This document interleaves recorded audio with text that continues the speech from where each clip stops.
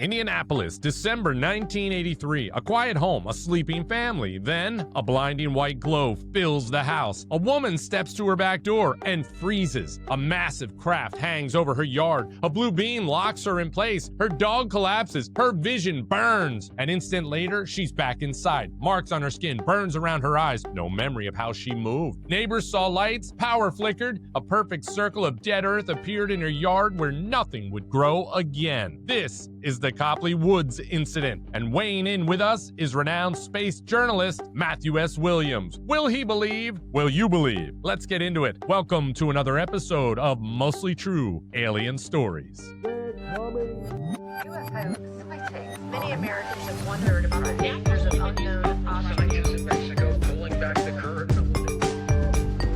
We need to save ourselves.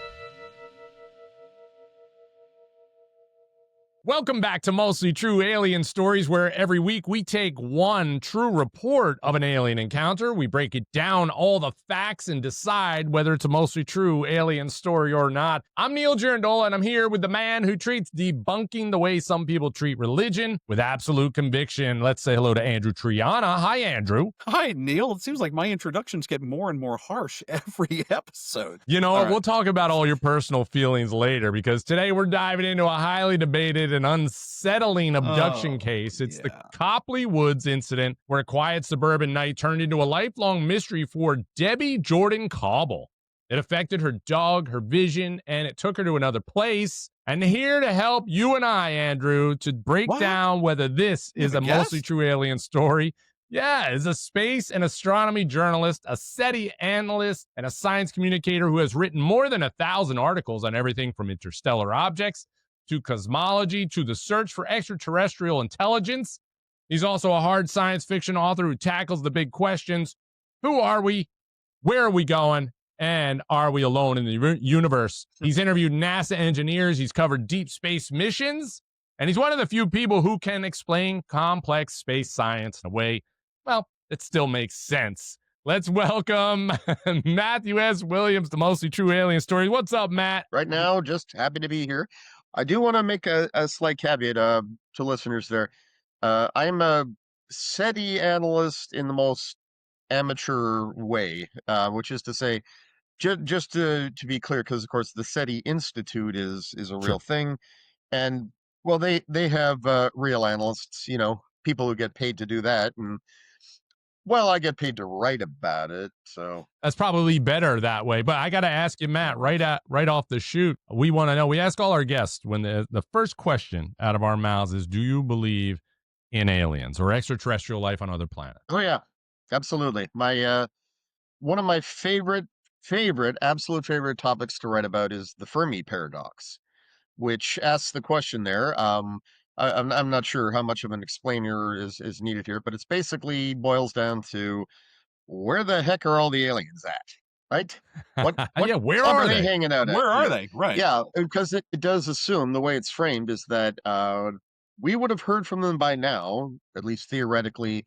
So why don't we see evidence to that effect, that they're out there or that they're here? And that, of course, is exactly where I've been challenged by people who support and believe abduction stories. They said, but we have the evidence, you know, in the form of abductions, to which, well, that's when the disagreement starts. Right, is that evidence? Right. But do you think that the true evidence is inevitable? You think it's inevitable eventually? I'm not sure I'd say it's inevitable, but I am very, very hopeful.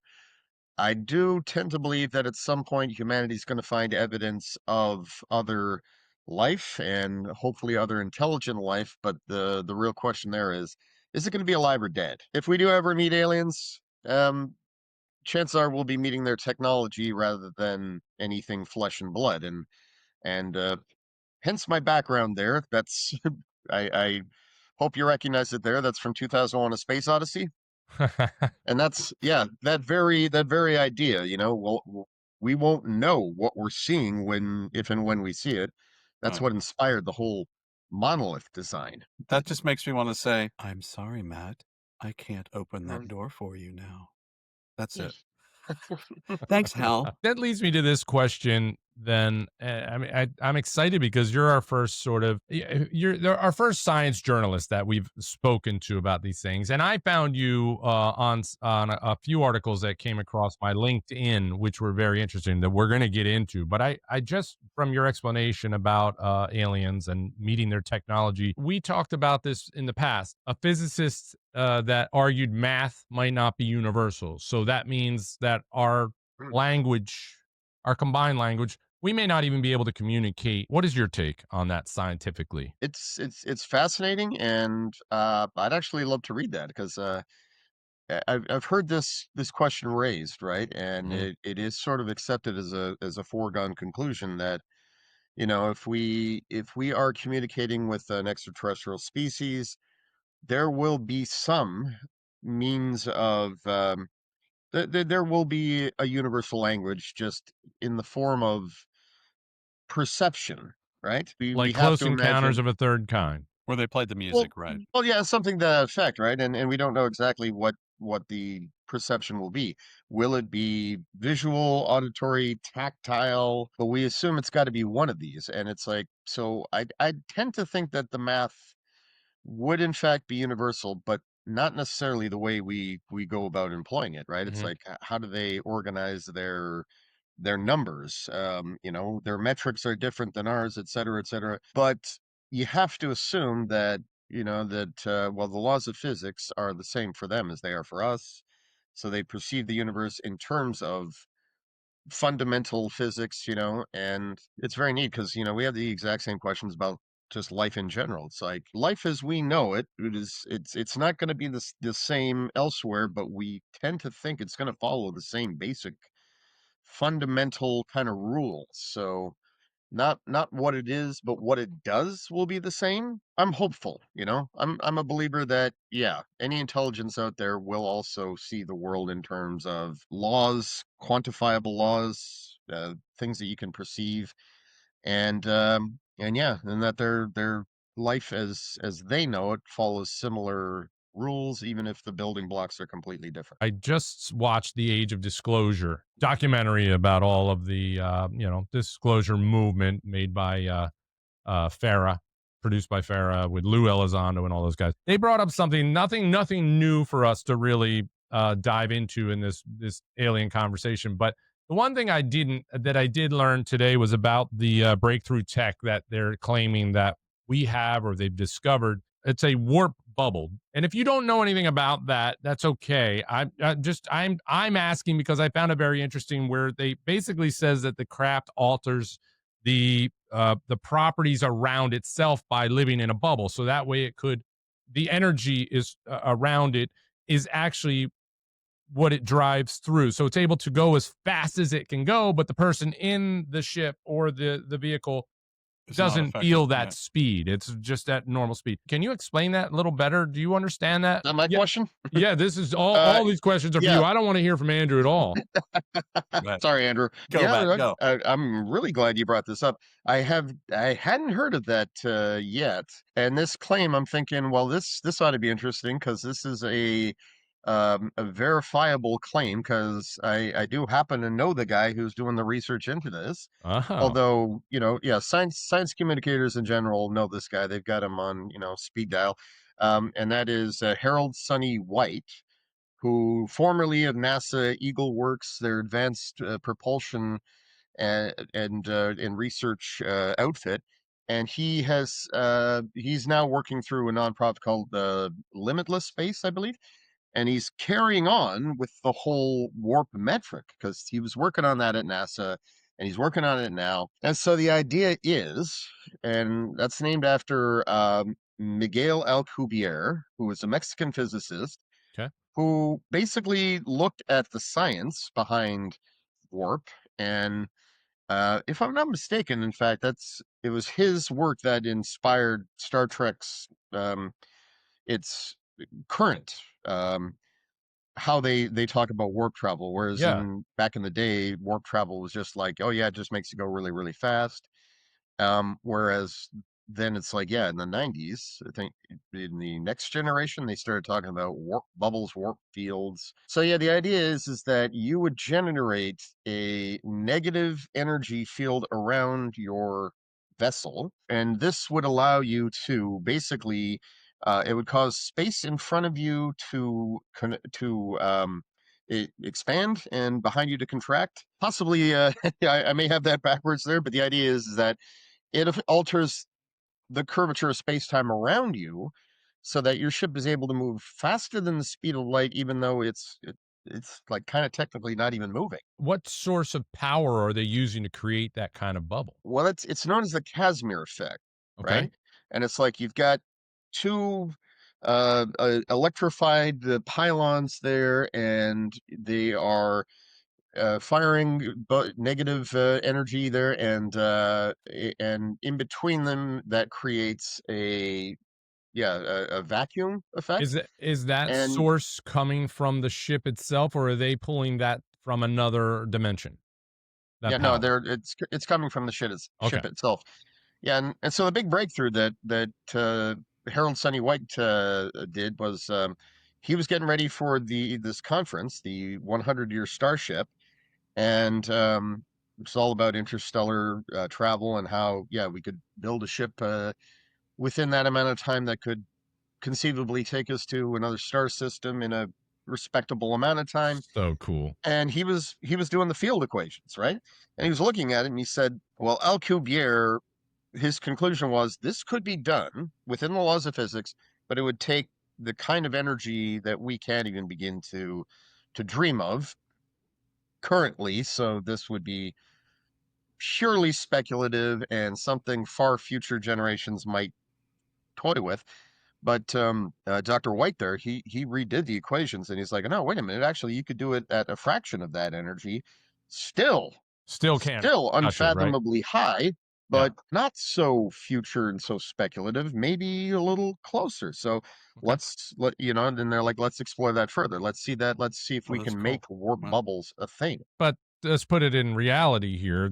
We will never see that in our day and age unless we've got that technology already, right? Unless we've captured that technology, found it, and then back, Reverse right? engineering. Yeah. Yeah, Right. reverse engineered. A lot of the stuff that Tesla was working on, that dude was like so advanced. When he died, all this stuff was just taken and disappeared. Nobody knows where his research went. So we Well, could have that now.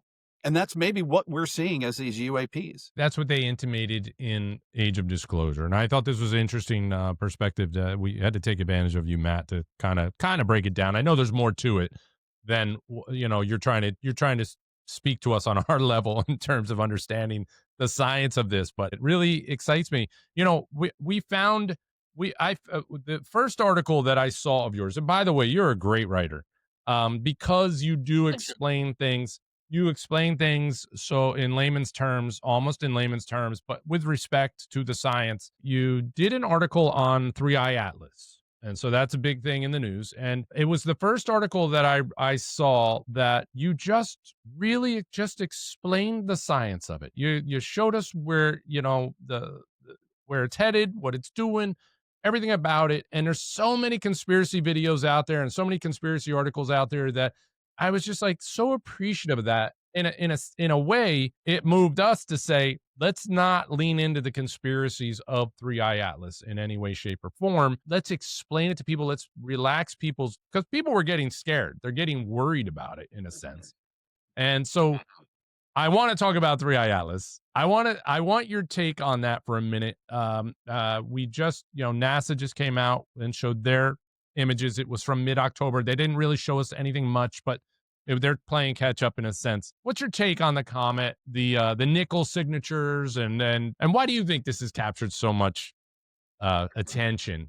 Avi Loeb have something Oh, to do with that? Or what do you think's going on? well, yeah, yeah. And I just recently spoke with Adam Hibbard, who was co-author on a number of these papers, and also Loeb himself said this on his blog, very publicly, that this was just a testable hypothesis. It was a fun thought experiment, same as a Oumuamua, and we have tested it. And like basically when they put out their initial papers, It was like, yeah, we're seeing some curious, unusual kind of signatures from 3I Atlas, but they're not inconsistent with a comet. It's just they're a little special.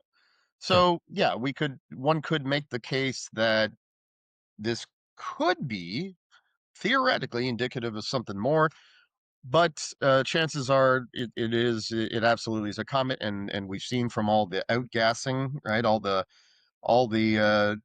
water and volatiles that's been sublimating that, yeah, in fact, that's such a comet behavior, such a comet thing to do. You are so Comet. Yeah.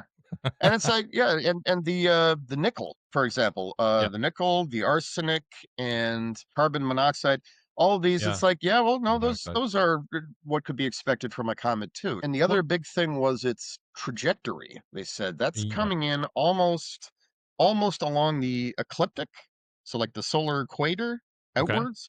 Yeah. And that's where the planets orbit and so forth there. And it's like, yeah, and when we send out spacecraft, that's how they travel. That's Right how there. how we do Yeah. that. So the fact that it was coming in on it, it's like, oh, that's interesting. Almost even with it, and it's like, but again, not unexpected. Yeah. It's only And yeah, interesting because we've never seen that before, right? We've yeah, never experienced exactly. that except for Oumuamua. The Oumuamua's trajectory it was much different, right? There Oh yeah, it was like vertical to the solar system. sure. So it came in from above. It's important to note this is how they are able to determine that an object is interstellar. It's like based on its trajectory, we Direction. can see where it's going to go, Sure. and we can calculate Right. roughly, where it's been, and that puts its whole big like arc, its loop, well beyond the edge of our solar system. So it came from somewhere else. We can confirm that. Yeah. That I love about it. I love the fact that it and the talk that it's billions of years old and it's Yeah. way older than the Earth and Sun. Is that confirmed, or they're still thinking that that is the case just based on what they know? That's a good question, actually. How they would determine that, I do believe it's be partly based on knowing the kind of stellar population that it came from. Hmm. And it's like, yeah, stars in the thin disk or the thick disk, in this part of the galaxy, they're younger or they're older. And yeah, that I do believe, shy of any close-up examination, that's all you can really Yeah. use to estimate how old it would be. So based on speed, trajectory, and whatever chemical makeup they can assess from Mhm. here, all of that comes into the factor of saying this is because are they going to try to figure out where it came from exactly? What star system? Is that They, possible? they like, yeah, I'll just say flat out no. I was Yeah. gonna say not at this time. Maybe Right. I'm sure they will be able to constrain it further, but yeah, we're not going to be able to say like exactly which star system it came from, Sure. but they Sure. will. Yeah, which region of the galaxy? Absolutely, and they've done a pretty good job of that so far. And that was Loeb and Hibbert was Yeah. co-author in that one too, I believe. Let me pick on Loeb for a second. I love the guy. Yeah. I think he's smart as heck. He did, even though he said this is a thought Right. concept, he still leans into it every time he gets on a press conference or he gets out. He still leans into the alien side of things, which I guess you have to be that way because the opposite is true for NASA. They didn't even go near the alien conversation. They didn't even lean into it. They didn't even want to, speculate. Whereas I think that that's more humanizing for a brand like NASA to go, hey, I look at it and think, man, this could be something. This could be different. This could be possibility. But it also opens your mind more, right? As a scientist or as a journalist who specializes in science, you don't want to be constrained to just science. You want to open your mind up, I'd imagine, and wonder Mhm. what Oh yeah. else could this possibly be first before we get to the science of it. I Yeah. think that makes it more Well, interesting. I normally start things with this little caveat here by saying that yeah, I'm not a scientist. I don't have a background in science, so that's why I'm able to sort of translate into uh, Completely lay makes speak. sense. Yeah. Yeah, like lay speak because that's where I come from, and it's like yeah, doing like researching this stuff, learning about it after a while, it's like yeah, you start to get it on not necessarily the math, right? But Sure. you do start to understand it on just, conceptually and so forth, and then it's like, well, perfect, and Yeah. this is why I was hired in the first place to write about this stuff. It's like, you got Yeah. a background in research. You have a history degree and you write science fiction, so I yeah, think that does lend to that, the one that of the just that best caveat. parts. Yeah. Yeah, but Yeah, that's but that lends to the best thing. That's what I mean, that's what Andrew and I try to do is speak from just the normal perspective. What are we looking at? Yeah, and then we'll use our knowledge or our education to Right. kind of, you know, mhm, Actually do some research, y- right? y- right, yeah, exactly. All right, and so the moon, we're headed back to the moon. What yeah, excites you about this? Does anything excite you about this? The new launch and everything that we're planning on doing? yeah, a lot does, and there's been a lot in recent years that has been discouraging too, just because of well, the nature of NASA. They have to deal with changing budgets, changing administrations, changing Sure. priorities, and twice now they've had a very, very sort of erratic go of things. But yeah, I was most excited back around 2016 because they had the architecture figured out. Well, to say that they had a coherent plan in place, and it made a lot of sense to me, right? Mhm. And I thought, what's so exciting about this is we will have a regular human presence on the moon Crazy. in the coming decades, right? Yeah. The same way we do aboard the ISS. And it's like, and it's no coincidence. European Space Agency with NASA, and of course, the Russians and Chinese have their own competing plan, right?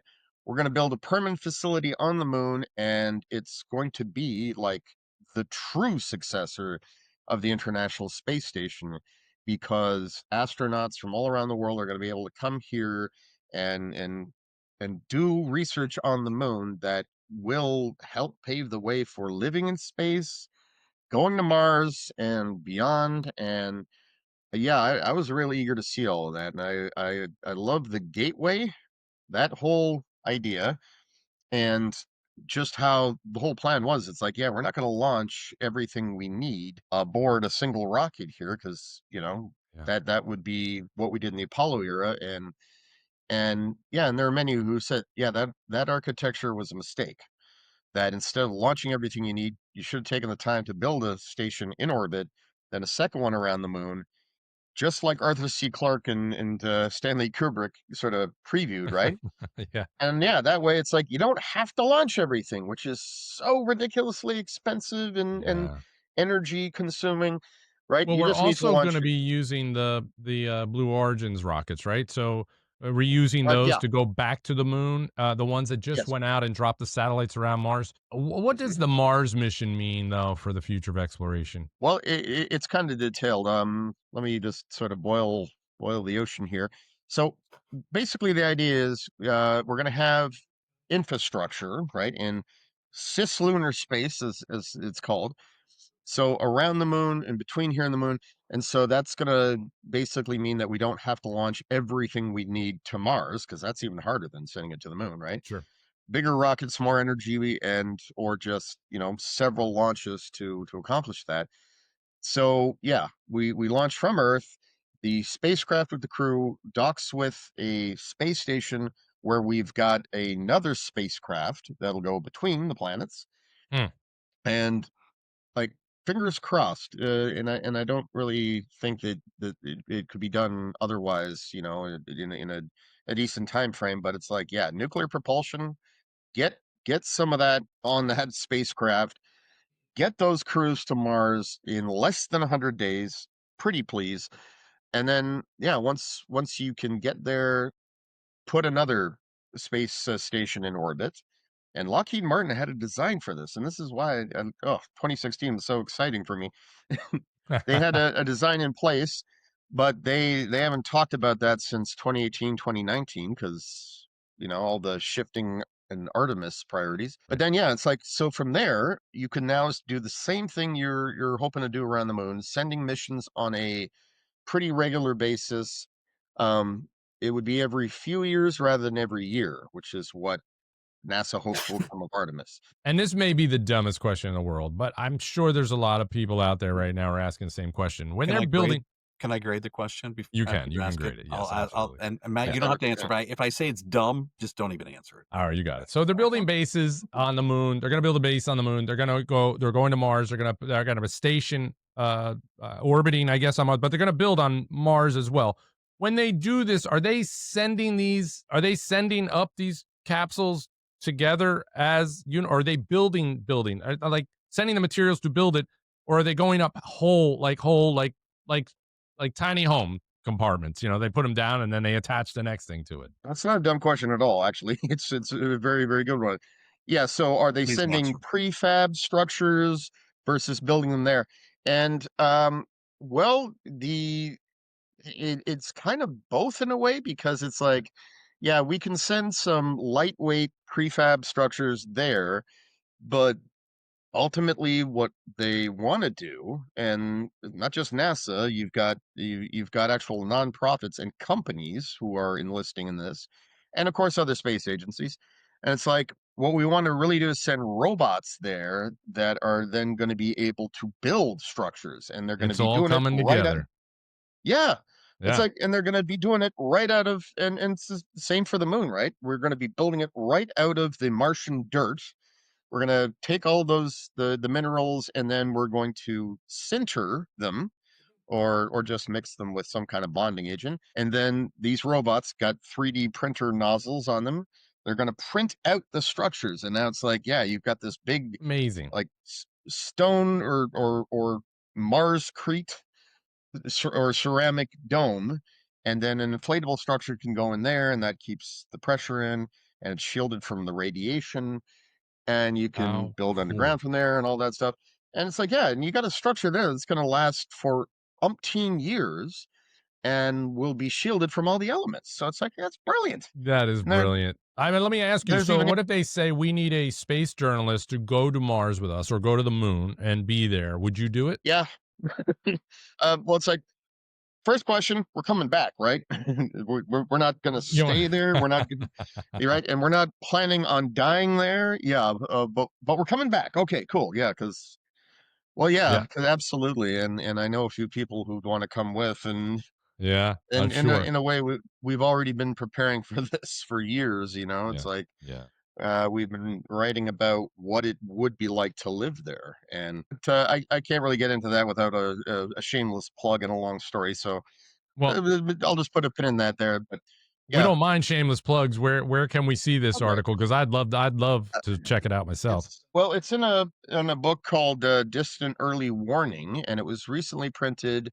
It was at a big environmental conference in Alaska, and one of the people who was there was Vera Muliani, who is the founder and CEO of Mars City Design. Mhm. And I used to, as a side job, I was director for their media affairs for a while, and so yeah, I would write press releases for them. We first met after I did some articles on her company and the design competitions they had for building habitats on Mars. Oh my Like, gosh. yeah, they're like, NASA will see your plans and your brilliant use of technology and so forth, and will raise you. Whole cities built in that same way Crazy. that are self-sustaining. Yeah. Were there any Y- plans for a podcast studio? Because I think we should take mostly true alien stories to either Mars or the moon. Be the first podcast I to. I got to tell you, I I'm don't see concerned. I'm doing it. concerned about these robots, because all I've seen robots can do right now is carry boxes and fold laundry. So you're Yeah. telling me they're going to build structures? I don't know, Matt. Well, I don't- It's they're not the walking these- robots. Yeah, Right, I no, know. exactly. They're not the humanoid robots. Those are actually kind of DARPA sort of prove that. It's like, walking robots, why would you mimic the human form? We can make them more adept. Nature isn't always kind when it comes to this Well, profile. Neil's already put in Yeah. his order for that folding box carrying robots. So I it's like- really Yeah. did. Listen, I Yeah. could talk for hours with you, Matt, about all of this. I don't want to take up too much of your time. I want to get to our story, but before we do, I do have the story that we're diving into is a different kind of story. It's not, it's not about physics. It's not about rockets. It's not really scientifically grounded. But it's it's a suburban abduction report basically. But as a space journalist, as a science journalist, how do you approach these encounters that happen here on Earth? How do you approach that and look at it and then assess? And we're going to find out, I guess, as we get into the story. But how do you assess the validity of something and weigh in and say that it's a mostly true story? Yeah, good question. And pretty much the same way I would like the 3-Eye Atlas story or a Muamua, right?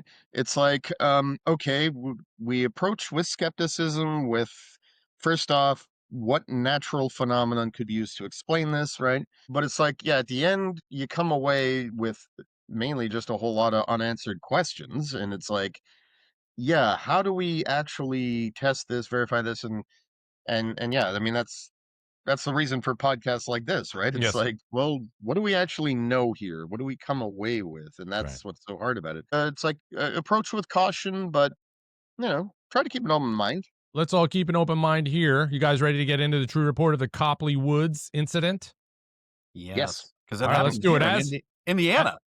Yeah, that's right. Right near you. As a reminder, here's how the show works. We take one true report of an alien encounter and we walk through the details, take all of that information, and we will weigh in on whether we think this is a mostly true alien story or not. Now, if you haven't subscribed yet, go ahead and hit that button now so you don't miss a single episode in the future. And follow our TikTok page and as well on Instagram, Mostly True Alien Stories. All right, let's get into it, fellas. December 1983, we had in Copley Woods in Indiana, as Andrew pointed out. That's where you live, right, Andrew? You live near there? I live about an hour and a half away from Indianapolis, yeah. And as part of your research, you drove out there, I guess, right? Drove there. Deborah doesn't live there anymore. Okay. She's moved The cops were called because you were trying to get into her house? I was trying to get into her old house, yeah. Yeah, I And, gotcha. I got away, though. I got away, All right, so good. that was good. All right. It was good. All right. Well, this was a quiet middle-class neighborhood on the east side of Indianapolis. Debbie Jordan-Kauble lived there with her family. And by all accounts, nothing about her life stands out as unusual. She had no history of paranormal interest. There was no medical conditions that I know of. Andrew may have other details that would later be used to explain what happens next. So late one night, Debbie wakes to a strange glow filling her bedroom. And at first she thinks it's lightning, but the light is steady and it's bright and silent. And she steps into the hallway and feels a sudden, overwhelming sensation that something is happening outside. And when she reaches her back door, she freezes. And hovering above her backyard is a massive disc-shaped craft. It's dark, it's metallic, and it's ringed with rectangular lights. Sounds awesome. And a blue column of light shoots down at that very moment, and it locked her in place. Now, she can't move. Her dog, who's right next to her, collapses at her feet. He's whimpering. And then Debbie tries to scream for her husband, but nothing comes out. And then the light expands, and then everything goes completely white. And the next moment, she's back inside the house, and she doesn't remember walking. She doesn't remember breathing. She just remembers this sound of a low humming that she later said that she felt more than she heard. And her eyes were burning. Her skin around the eyelids are all reddened. They were almost like sunburned. And she sees a mark on her heel, like a small, perfectly round indentation, as if something had pierced the skin. Now, the next morning, the physical effects are still there, and she's not alone because the neighbors are now reporting power outages during the same window of time. Others saw strange lights in the sky. A circular area of grass in Debbie's yard is dead and hardened, like a landing trace, like something landed there. And that's remained bare for years. And her dog, the dog that fell down and couldn't move, her dog developed lasting vision issues. Now, Debbie begins experiencing these flashbacks. She's getting glimpses of figures around her bed, long, thin limbs, large black eyes, a room she doesn't recognize. And then these memories lead her to none other than the infamous Bud Hopkins. He's one of the most well-known abduction researchers of that era.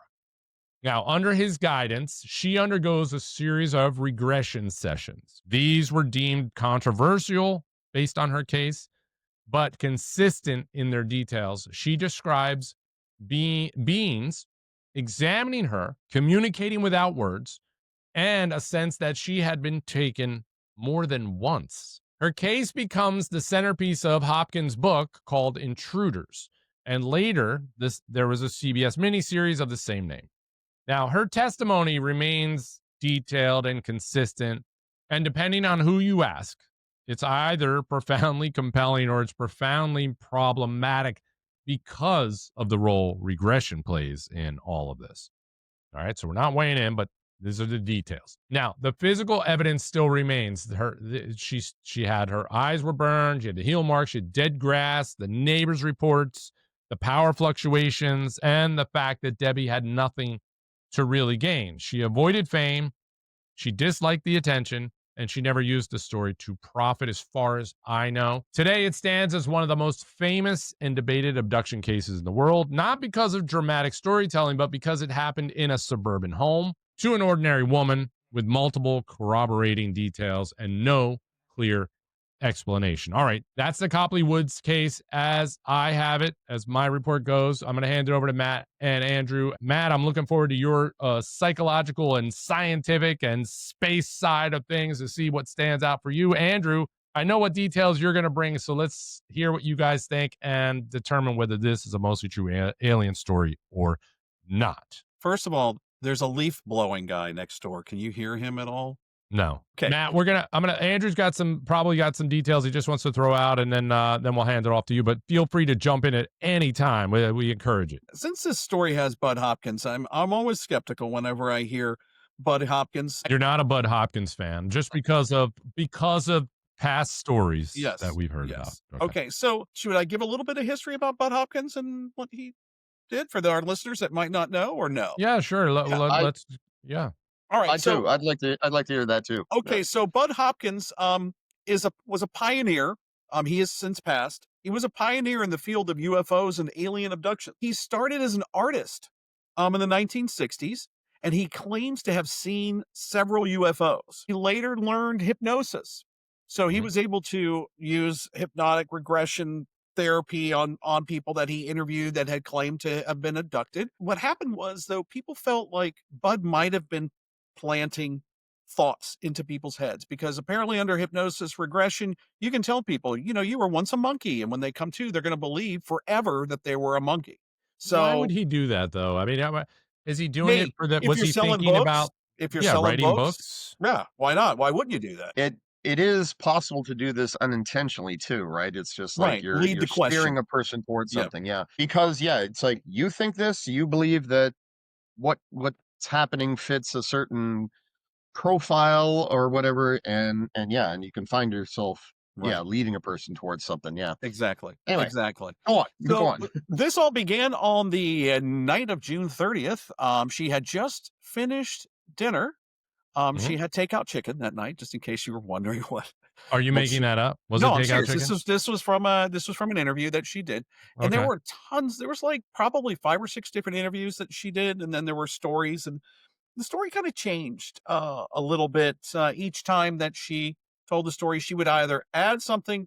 Are you debunking already? No, I'm just telling you. Matt's shaking his head. He's agreeing. We already know where you're leaning now. He probably watched the interview already. So there's tons of interviews. Okay.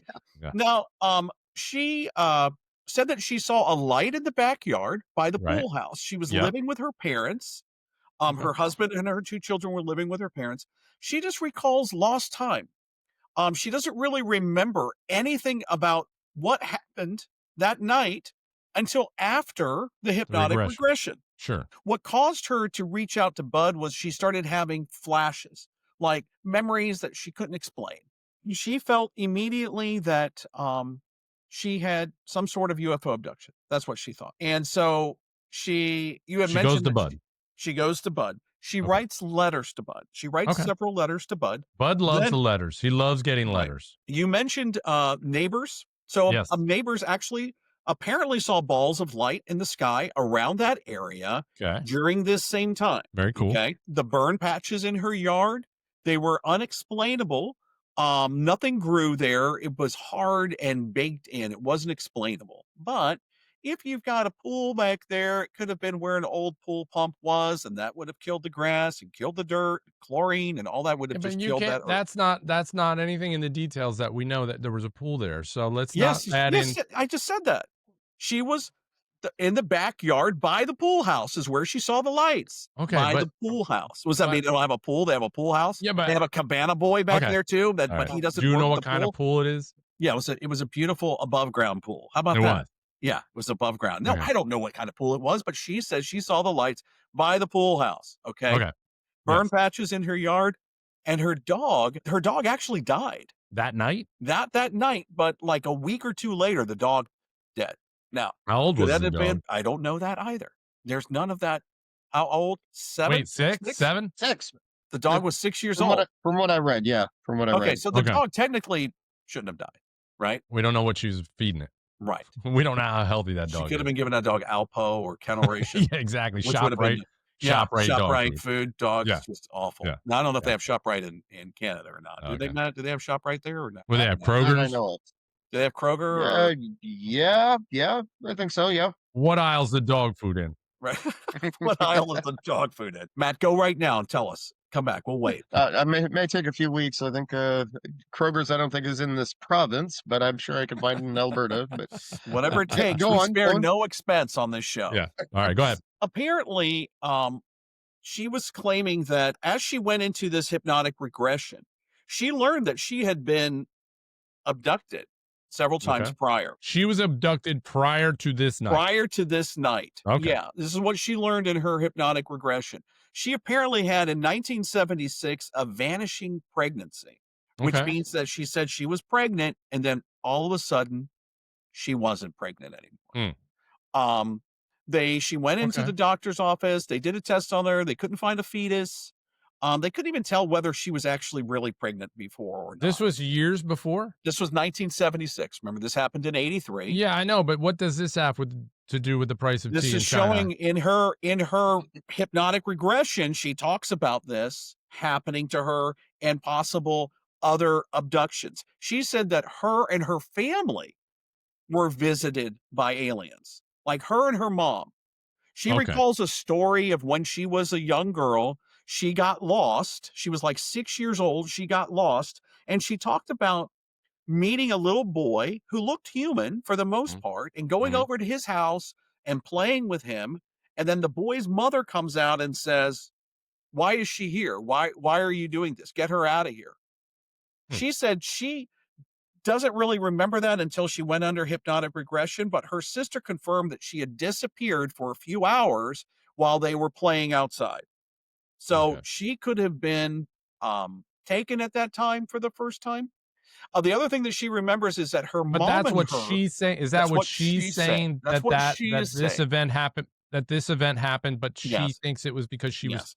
taken by Yes. aliens. And her mother and her sister confirmed this in an interview with Bud Hopkins when they all went to talk to Bud Hopkins. Okay. Mom, sis, and Deborah. Okay. All right. She talked about how not only did this event happen that night, but the aliens continued to visit her for many nights afterwards. And years afterwards, she was being visited by these aliens. Matt, is any of this stuff that Andrew's saying, is he right on? Well, yeah. I mean, just based on my, I'd actually hadn't heard of this incident prior to you guys saying it would be the subject for today. So, yeah, naturally, I wanted to do my homework, and yeah, a lot of these details did come up in what I read, and yeah, in particular, the mother. I was going to say there, it's like the way from what I read, this all began when her mother said she witnessed the soft light, like a basketball-sized light in the backyard, Okay. and the pool house did come up. So yeah, the pool house is definitely in there, and she went out to look. I think at first nothing. Then she went to a friend's house, and her mother called her saying, "The light's back again. Can you come home?" And when she came home, the mother said, "I've lost time." And then yeah, she went out to check the pool house and felt like she got punched in the gut by searing light and so forth. So Huh. yeah, so far the details, what you're describing, Andrew, is it's right in. I even remember reading Uh-huh. about the missing pregnancy. Yeah. Yeah, Eh, all of these details, they were presented in the final draft sort of that I read. yeah. How they came about, though, this is new to me. Like, yeah, like how things were introduced after the fact. Yeah. Yeah, it's nice for the first time, Andrew, that I have somebody that can can Confirm back my refute whether, story. yeah, Thank confirm you. whether You know what? you're You know what? I think Matt and I are just going to do this Oh, show from now on. I think it would be so much more interesting than to have you sorry, can Neil. try to Look, debunk I me can't in my argue. debunking. I love it. Okay, so one of the things that she also remembered in hypnotic regression was that she talked about her sons. Her sons experienced an alien encounter as well. She said that one of her sons talked about waking up in bed while he watched his brother laying in bed while a gray alien went from the closet to his bed and from his bed back to the closet. how old And was he at the time? she didn't say. These are the things that I'm like, what, how could you not know how old your kid was? But this goes with all of her things saying that there were many times that the aliens had come to her house and Mm. they had abducted And her. I've been waiting my whole life for to see an alien Right. or a spaceship, and she's Right, got them right. visiting. So one of the things that she said is that the son couldn't move. He was frozen. He Okay. was paralyzed and wanted to scream, but couldn't. Hmm. So that he went, I guess he told his mom what happened, and they were like, "Oh my God, the aliens are back again. Grandma, Yeah. get in here and check things out." I don't, I'm not really sure. So we're gonna go back down to Bud Hopkins and his hypnotic regression and Bud's thoughts on these things, right? Okay. Um, Bud Hopkins, being this pioneer, and we know about Bud Hopkins before because he's written a lot of UFO books. Yeah. This episode, or her life, is based off of his book that he wrote in 1987 called Intruders: Right. The Incredible Visitations at Copley Woods by Bud Hopkins. Okay, now in this book, she is called Kathy Davis. Okay. But he didn't use her real name because he didn't want her to, be accosted or whatever. And this is one thing that you didn't know this either. I don't know if you found this in your research, Matt, but she also wrote a book called Extraordinary Contact: Oh. Life Beyond Intruders. She wrote this book called Life Beyond Intruders. So Bud believed that Deborah was part of a hybrid program What kind of hybrid program? with aliens and human beings. A technological colonization scheme, according to Bud Hopkins. That this is where aliens actually abduct people. And like her mysterious disappearing pregnancy, Yeah. she said that she later met her child, her half alien child, in one of Hmm. her abductions. Now, of course, this is all under hypnotic regression. This is in her book or in his book? This is in her book. After she started going through this hypnotic regression, she started having like a flood of memories coming back. And that's when the mention of her being abducted as a child, the mention of her meeting her half daughter, right? Her half Okay. human, half alien daughter. This was years later, and it's called transgenic experimentation. That's what they called it. Is what it's called, right? Let's just dig into this hypnotic regression, as Matt mentioned earlier. Okay, we can. Yeah, let's get these details and then we'll. You can. I'm not saying that Bud implanted these memories, but you can lead people in questioning. You Okay. can be like, "So tell me about the ship." "Oh, yeah, the ship." "Tell me about what they did to you. Was it bad what they did to you? Did they? Right, but we don't know exactly what he said to them. You could say this, but we don't know what their conversation was. I have seen Bud Hopkins tapes of him doing hypnotic regression with other people before, and that Okay. dude just led you astray. He led him to wherever he wanted the story to go. He was leading it that way. So you hate Bud Hopkins. Yes, I hate Bud Hopkins. No, I don't All hate right, Bud Hopkins. finally, I got think you it's to great. tell the truth. Well, I want to read Intruders now because I heard that if it's not based on true story, that it's a great piece of fiction. That's what I've heard. My point is though about we can't assume how Bud led that therapy. We don't know how he did it, but I get what you're saying about the hypnosis. Yes, I've heard those stories before, but we can't assume unless we saw the transcript of how that went. We can't use that as our deciding factor. So listeners, forget how much Andrew hates Bud Hopkins and how much he says that he leads other people. We But have you to know what base I it on can do? what we're hearing. I But can base my hypothesis. Matt, correct me if I'm wrong here. I can base my hypothesis off of other interviews that I've seen Bud conduct with people under hypnotic regression. I can base it off of that. And what I saw at those was bullshit. That's what I'm going to say. And I don't hate Bud Hopkins for the record. I do not hate Mr. Hopkins. I'm sorry he's all right, gone. Matt, are we going to let him enter this into our decisions here? Kind of feels like an episode of Law and Order. And you'd be Neil, you'd be saying this is prejudicial, whereas Andrew, I would expect you to say goes to precedent or pattern. At which point I would probably say I object. Yeah. How did he know that overruled. I'm a huge Law and Order fan? He I mean, knew. SVU It's just is the way like my you look. favorite show on Just TV. the way you look. Oh dear. Okay. So Yeah, I sound biased. I sound biased, but I didn't know that. So yeah, I would go with Andrew on this. Unfortunately, yeah. Okay, go on.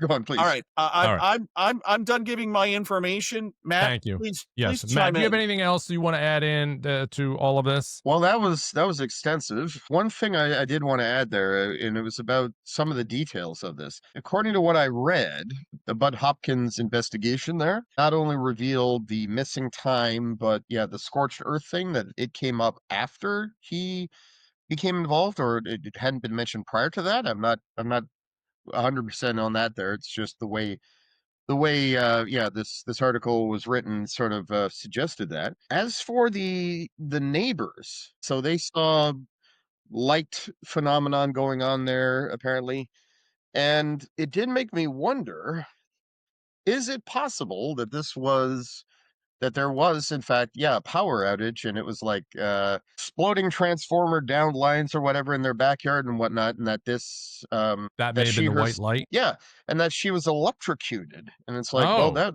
would it just sort of just And the dog too. popped in my mind there, because I was like, well, if the neighbors did in fact see something like this, that could be a reason. That's a great point. There were no reports of any of that, though. Did we hear? Is there any details on what caused the electrical pulses? Because that is I've seen those things explode. Yeah, yeah, and the light is out for a while. I mean, it's bright for more than just a second.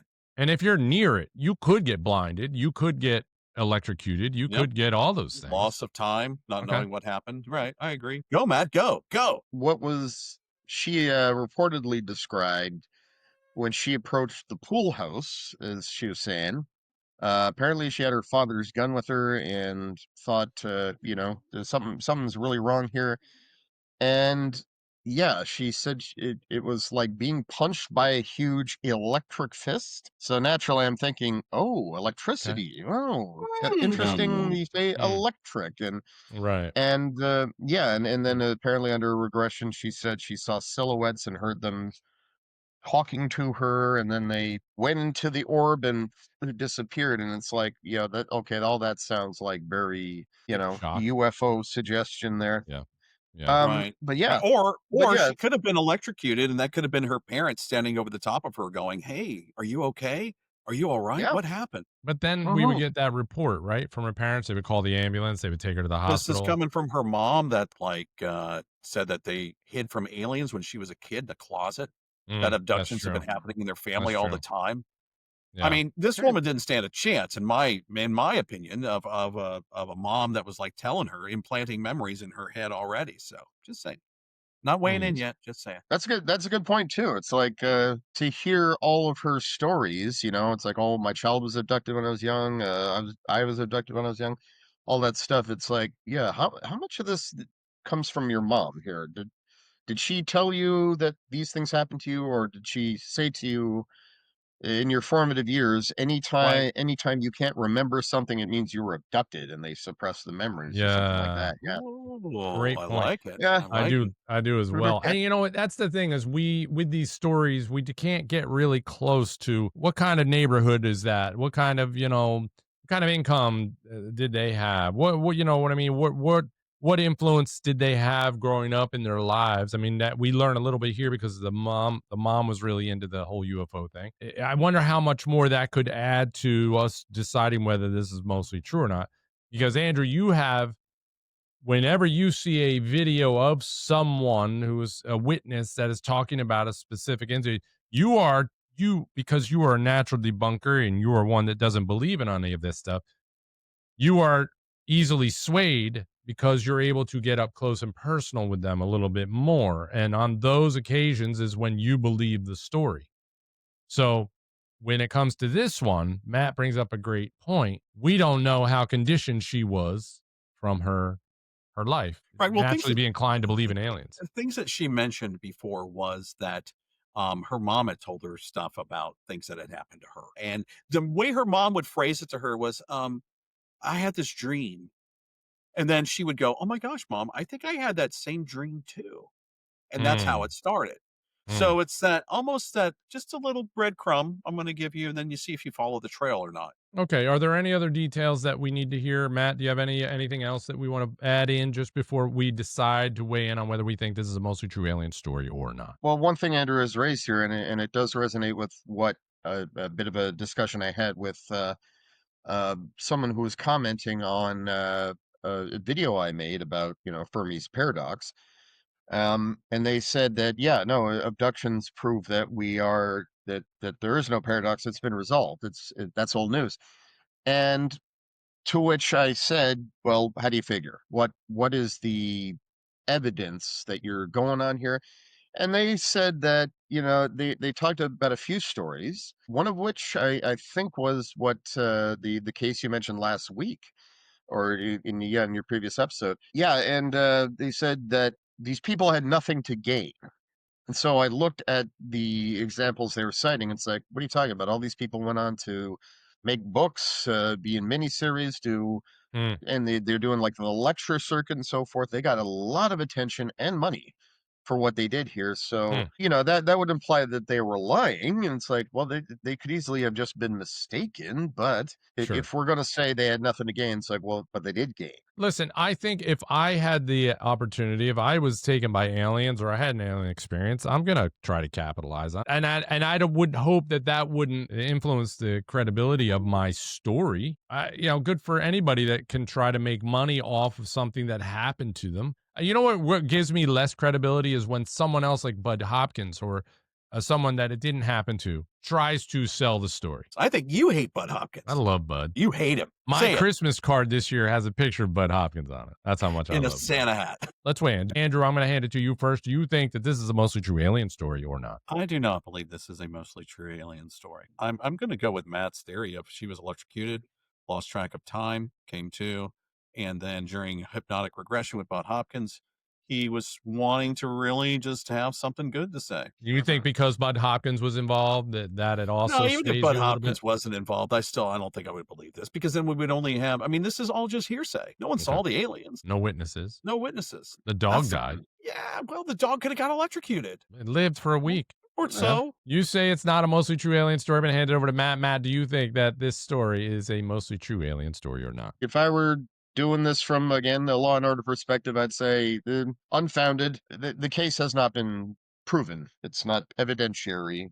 It's anecdotal. So yeah, not a true, not a mostly true. Story. Yeah. Okay. It's my turn to weigh in. I think there's elements to it that would make you say that this is true. I think when Bud Hopkins gets involved, I don't think he gets involved unless he thinks that there is something there. Someone may come to him and go, I had aliens, come and visit me and I lost time and all of this stuff. And he may go, okay, well, let's sit down and have a conversation about it. And then he'll determine whether he thinks it's a mostly true alien story or not. And then if it is, he's going to take this further. And eventually he writes a book about it. But he could pick a million different people. They're probably calling him daily to say, I saw aliens. And he probably weeds them all out. So in my opinion, I still think Bud's he was a respected ufologist. I think he was a respected guy in terms of doing this sort of hypnotic stuff. So to me, I don't want to say just because she was involved with him that this is not credible. I think that it makes it more credible because he doesn't just take everybody and do anything and, write a million books because of it. I think that there was a very specific reason he took this on. So you got to take that into consideration. Matt then threw a wrench at this whole thing for me because he claimed, the transformer and electricity and getting struck by it. It's exactly it. I'm torn, fellas, but I'm going to be with you. I think this is not a mostly true alien story. I think that, Debbie and her mom influenced her growing up. And I think that this was an electric event, and that's what happened. So Andrew says it's not a mostly true alien story. Matt says it's not a mostly true alien story. And I'm agreeing with these guys reluctantly, but I think it is not a mostly true alien story as well. I love it. Matt, before we go, what's your one takeaway that you're leaving with after your time with us on Mostly True Alien Stories? Oh yeah, I really like how you guys approach this. And in the first instance, right, when you contacted me and said, want to come on to talk about this, I was wary because, of course, people do tend to believe what they want, run with things, and so I do really appreciate you guys taking the story, let's break it down, let's say what we actually know about it. It's important, and it's important to do so with an open mind, because if we just reject all this stuff out of hand and call it and label it hoax, you don't convince people that way, or you don't sway people.